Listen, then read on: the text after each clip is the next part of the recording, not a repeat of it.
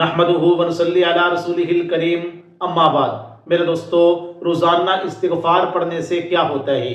روزانہ استغفار پڑھنے کی برکت سے انسان کی زندگی میں کیا کیا تبدیلیاں آتی ہیں، میں آپ کو بتلاتا ہوں، توجہ سے میری بات کو سنیں۔ دیکھیں، جو بندہ روزانہ استغفار پڑھتا ہے، سب سے پہلی تبدیلی اس کی زندگی میں یہ آتی ہے، اللہ تبارک و تعالیٰ اس کو مستجاب الدعوات بنا دیتے ہیں، یعنی اس کی دعاؤں کو اللہ قبول کرتے ہیں۔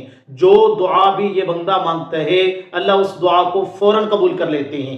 امام احمد بن حنبل رحمۃ اللہ علیہ کا واقعہ کتابوں میں لکھا ہے، وہ سفر پہ تھے، ان کو رات ہو گئی تو انہوں نے رات ایک تندور کے پاس گزاری۔ تندور کے اندر جو نان بھائی تھا، جو روٹیاں لگاتا تھا، اس کا ایک عمل امام احمد بن حنبل رحمۃ اللہ علیہ نے دیکھا۔ کیا دیکھا؟ کہ جب بھی وہ روٹی لگاتا ہے، آگ جلاتا ہے تو استغفار پڑھتا ہے، آٹا گوندھ رہا ہے تو استغفار پڑھ رہا ہے، سالن پکا رہا ہے تو استغفار پڑھ رہا ہے۔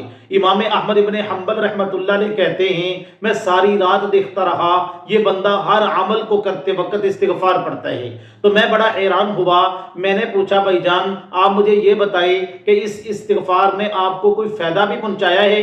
آپ ہر وقت اتنی دیر سے اس استغفار کو پڑھ رہے ہیں۔ اس نے کہا، میری کوئی ایسی ضرورت نہیں جو استغفار کی برکت سے اللہ نے پوری نہ کی ہو، میری کوئی ایسی حاجت نہیں جو اللہ نے پوری نہ کی ہو، اب تو بس میری ایک ہی حاجت ہے، وقت کے امام احمد بن حنبل کی زیارت ہو جائے۔ تو امام احمد بن حنبل رحمۃ اللہ علیہ بڑے حیران ہوئے، کہنے لگے، بھائی جان میں ہی احمد بن حنبل ہوں، اللہ نے استغفار کی برکت سے آپ کی اس دعا کو بھی قبول کر لیا ہے۔ تو میرے دوستو، استغفار کرنے کا پہلا فائدہ یہ ہے، اللہ بندے کو مستجاب الدعوات بنا دیتے ہیں، اور استغفار انسان کے لیے صابن کا کام دیتا ہے۔ جس طرح ہمارے کپڑے میلے کچیلے ہو جائیں تو ہم میرے دوستو ان کو دھونے کے لیے صابن اور سرف استعمال کرتے ہیں، اسی طرح ہمارا جسم بھی گناہوں کی وجہ سے آلودہ ہو جاتا ہے۔ تو انسان کے جسم کو صاف کرنے کے لیے اللہ تبارک و تعالیٰ نے جو عمل، جو وظیفہ ہمیں عطا فرمایا، وہ میرے دوستو استغفار ہے۔